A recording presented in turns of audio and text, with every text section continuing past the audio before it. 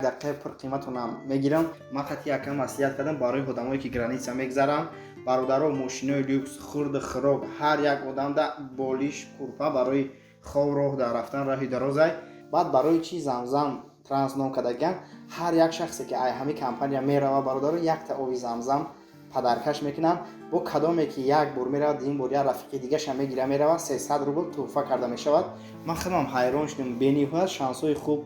ان شاء الله که برادر جون حوزی مرا تماشا کردی همین رقم‌ها در زنگ بزن، اینومی کانال مهراب پرو گبزه، هم ارزان میره، هم ان شاء الله که بچه خوشمند شناخته تاجیک سربناز یوسفی بعد مصیبت‌های عائلوی و خاموشی طولانی ترانه نو خود را پیشنهاد هواداران صوت و نوا می‌گرداند.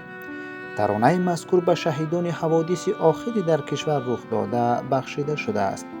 خود هنرمند در صفحه اینستاگرام خود ضمن معرفی ترانه نوش چنین نوشته است: بعد از خاموشی های طولانی، بعد از سردی های برف و بارانی، بعد از سقوط شهیدان ارمانی، با دل پردرد و غصه های پنهانی، ترانه نو خود را که شعر قلمکش جوان داد خدا اساس‌زاده و تنظیم موسیقی منوچهر بحرالله است، سنه 25 اکتبر از کانال مومینو تیوی موزیک پیشنهاد مخلصان می‌گردانم.